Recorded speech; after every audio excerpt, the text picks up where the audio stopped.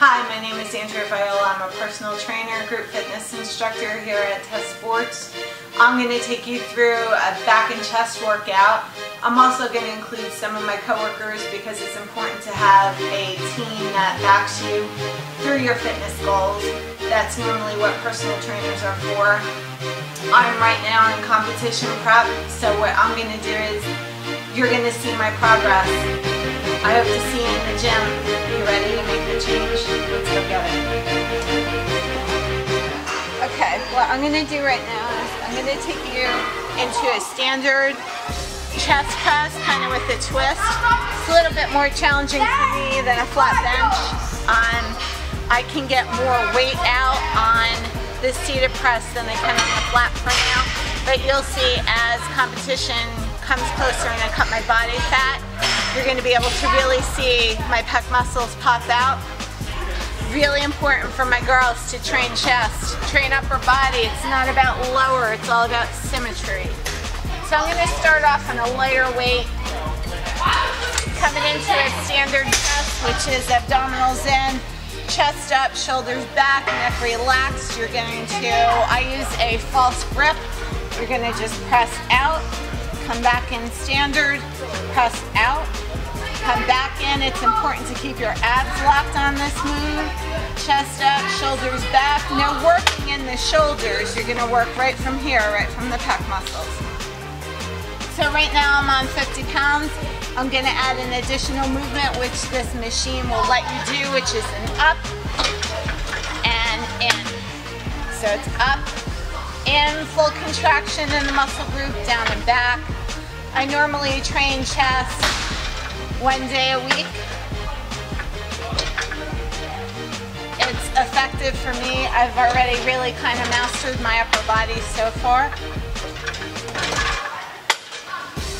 I have a lot of work to do on my lower, but that's why goals are important. So one of the next machines that I use is I use a crossover. This machine just happens to be hydraulic. So you're actually working against air pressure versus weight, which is dumbbells or barbells or a standard plated machine. I do this 2 ways.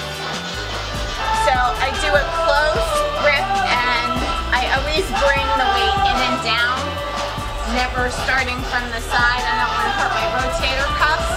So I start very close into the machine.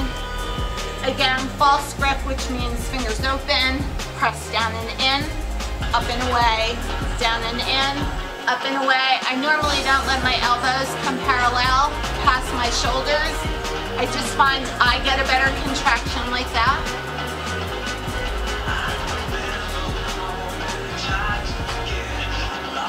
After a couple of reps, I'm going to take a step forward and plant my front foot.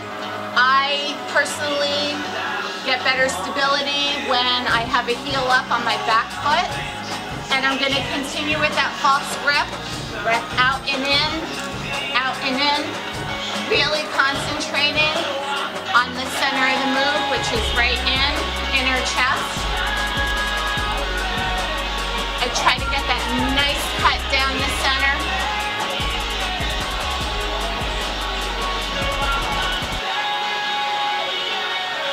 After a couple more reps, all I'm going to do is just take another step forward. So now I'm working away from the full machine.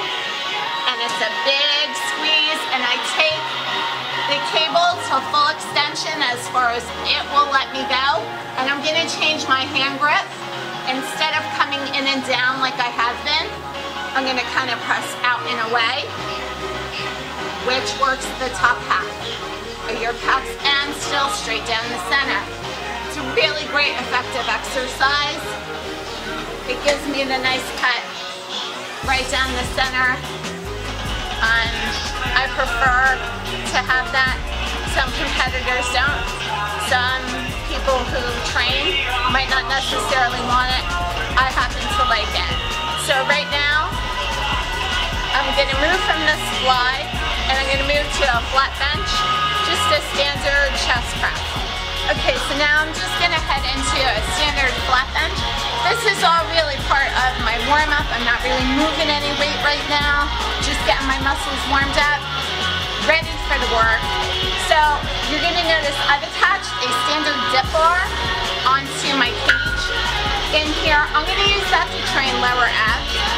It's a move that requires a lot of upper body strength, and I'm good with my upper body strength. I will also show you how to use a piece of equipment to help you if you don't quite have that type of body strength yet.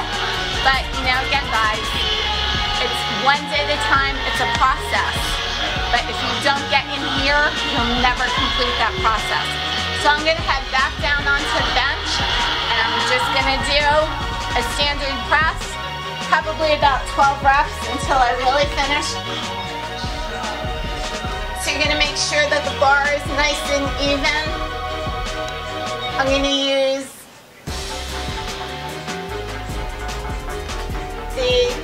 what I call the silk part of the bar, which has no diamond grip on it. I'm going to just put my ring fingers on it, abs in, down and hard, nothing goes on in the lower back. I'm not a big fan of the arc when I bench, mostly because I have back injuries. So I'm just going to take the bar off the rack, send it down, push it up, send it down.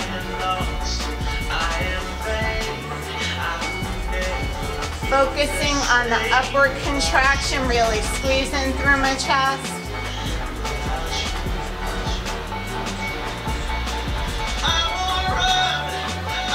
I'm going to do 3 more. Last 2. Last time. Always check where your rack is. Rack the bar. Slide yourself out. So before I even hop up, I engage my abs full core. Keep my upper body straight. I'm going to come right up and knee tuck in.